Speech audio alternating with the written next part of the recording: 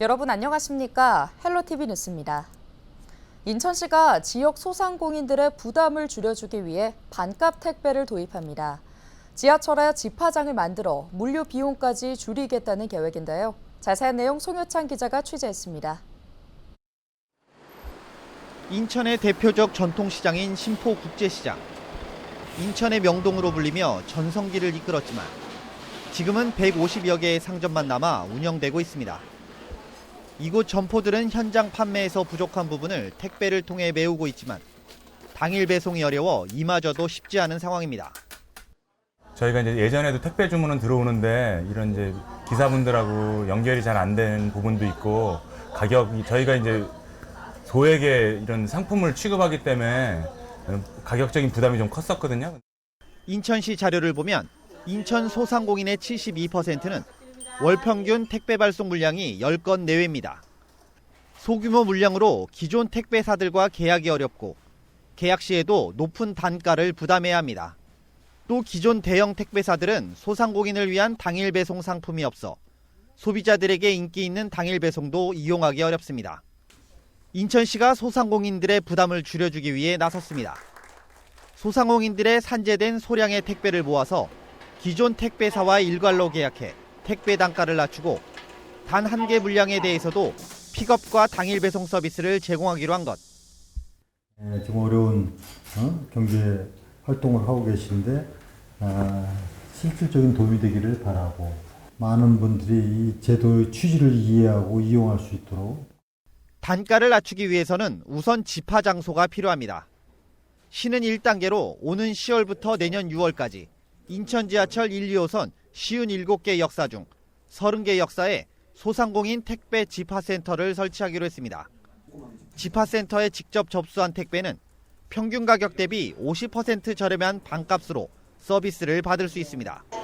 단 연간 120건 한도로 제한됩니다. 대신 1,000원을 더 내면 횟수에 제한 없이 방문 수거도 가능합니다. 2단계는 2025년 7월부터 인천 지하철 1, 2호선 57개 모든 역사에 집화센터를 설치해 서비스를 제공할 계획입니다. 소상공인의 매출 증가를 돕고 시민 가게의 재정 부담을 덜어드리면서 동시에 탄소 저감을 통한 기후변화 위기에도 대응하는 새로운 패러다임의 정책이라 확신합니다. 인천 소상공인 반값 택배 정책이 성공적으로 추진돼서 인천 지역 소상공인들의 든든한 버팀목이 될 수 있도록 전국에서 처음으로 시행되는 반값 택배 서비스. 어려운 소상공인들의 숨통을 틔우는 새로운 정책으로 자리 잡을 수 있을지 관심이 집중되고 있습니다. 헬로티비 뉴스 송유창입니다. 인천의 한 지방 공기업에서 성추행과 직장 내 괴롭힘을 당한 직원을 부당 해고했다는 의혹이 제기됐습니다. 민주노총 공공연대 노동조합 인천본부는 24일 오전 인천시청에서 기자회견을 열고 인천교통공사에 대해 직장 내 성추행과 괴롭힘을 당한 피해자인 30대 남성 A씨에 대한 부당 해고를 철회하고 원직 복직을 요구했습니다. 노조에 따르면 교통공사 버스 노동자인 피해자 A씨는 지난해 직장 상사에게 지속적인 성추행을 당해 경찰과 공사에 신고했습니다. 이후 공사는 가해자를 파면 조치했으며 법원은 가해자를 법정 구속했습니다. 이 과정에서 피해자에 대한 2차 피해가 발생해 노조는 2차 가해 신고와 처벌을 요청했지만 공사는 불성립 결정을 내렸습니다. 또 피해자의 유급 휴가 신청도 수용하지 않았습니다. 그러면서 오히려 보복성 부당 해고를 진행했다는 것이 노조 측의 주장입니다. 이에 노조는 인천시에는 교통공사에 대한 특별 감사를, 고용노동부에는 특별 근로감독을 실시하라고 촉구했습니다.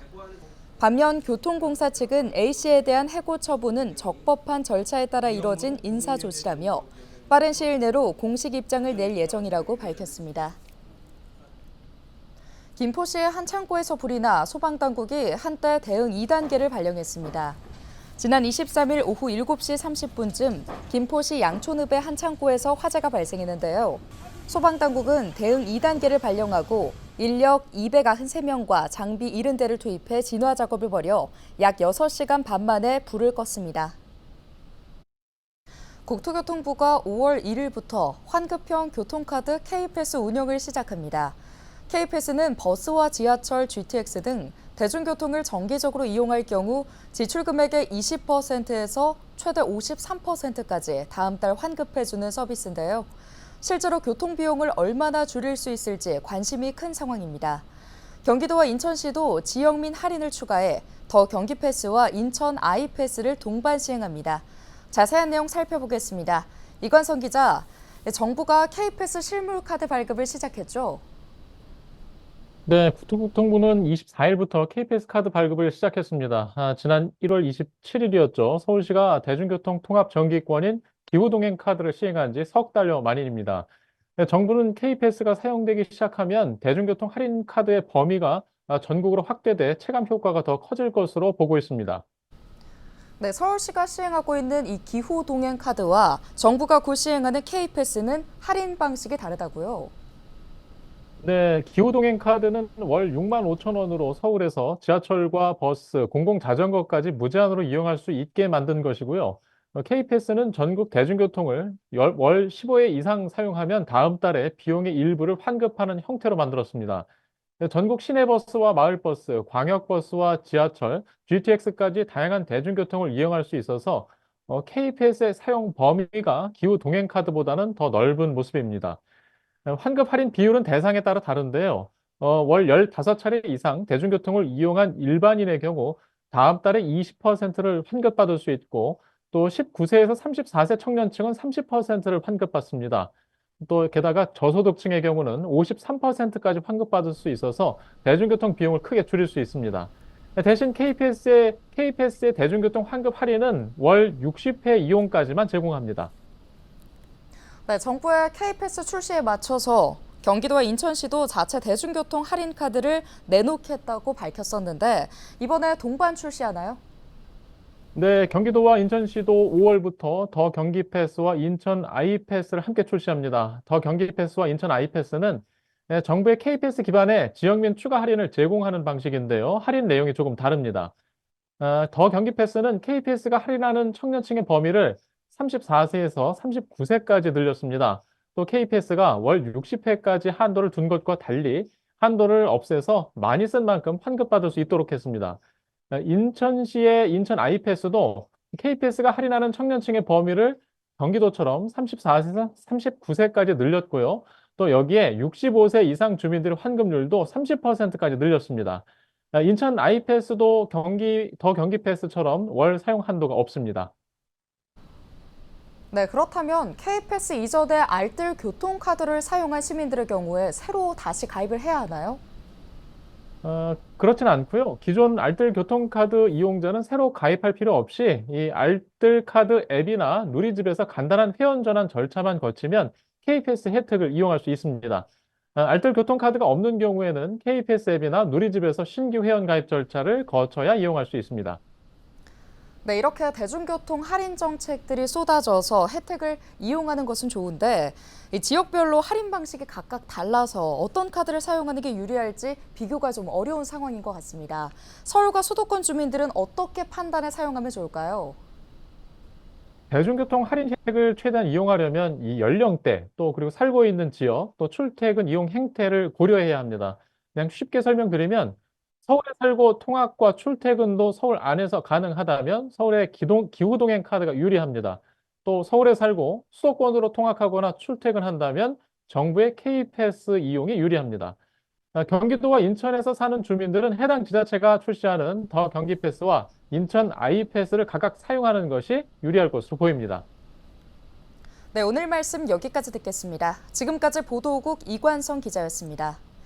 다음 소식입니다. 서울 아파트 전셋값이 1년 가까이 고공행진을 이어가고 있습니다. 전세 매물이 씨가 마른 데다 신규 입주 물량도 줄어든 상황이어서 전세난이 장기화될 전망입니다. 심다혜 기자의 보도입니다. 서울 은평구의 1,300여 가구 규모 대단지 아파트. 전세 매물이 1년 전과 비교해 10분의 1 수준으로 줄었습니다. 다른 아파트들도 상황은 비슷합니다. 은평 뉴타운에 위치한 550가구 규모의 아파트 단지입니다. 이곳에는 전세 매물이 단 한 건도 없습니다. 전세 값이 살짝 올랐어요. 매물이 없으니까 좀 세게 내놓는. 서울 아파트 전세가 귀한 몸이 됐습니다. 이달 기준 약 3만 600건의 매물이 나왔는데 석 달 새 14% 줄었고 1년 전과 비교하면 34% 감소했습니다. 관망세로 돌아선 매매 수요가 전세로 유입됐지만 공급은 부족하다 보니 서울 아파트 전세값은 48주 연속 상승세를 기록 중입니다. 세입자들은 새 물건을 구하는 대신 기존 계약을 갱신하고 있습니다. 올해 서울 아파트 전세 계약 갱신율은 지난해보다 8%포인트 증가한 약 35%를 기록했습니다. 새로운 전세에 그러니까 이사를 가거나 매매를 한다기보다는 기존의 전세를 갱신하게 되면서 이 전세 가격이 조금 상승하는 모습을 보이고 있다라고. 전세 시장에 숨통을 틔워줄 서울 아파트 입주 물량은 이미 3개월째 1,000채를 밑돌고 있는 상황. 다음 달엔 입주 물량이 한 가구도 없어 전세값을 더 끌어올릴 가능성이 높습니다. 단기간에 해결될 문제는 아닙니다. 전세 가격이 언제 떨어지냐라고 하면 대규모 입주 물량이 나왔을 때, 두 번째는 금리가 급등해서 전세 대출 이자보다 월세가 더 유리해서 월세로 이제 이동을 할 때인데, 최근 상황을 보게 되면 두 가지 경우가 다 해당되지는 않고 저는 최장 5년까지 전세 가격이 올라갈 가능성도 있다고 생각합니다. 이런 가운데 전세 사기 여파와 전세 보증보험 가입 요건 강화로 빌라 등 비아파트의 경우 임대차 시장에서 전세 비중이 36.3%를 차지해 역대 최저를 기록했습니다. 헬로티비 뉴스 심다혜입니다.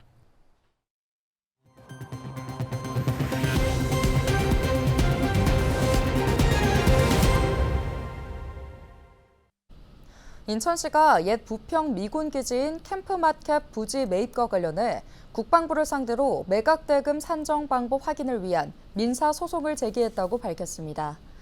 이번 소송은 땅값 산정 방식을 놓고 인천시와 국방부가 이견을 보인 데 따른 것인데요.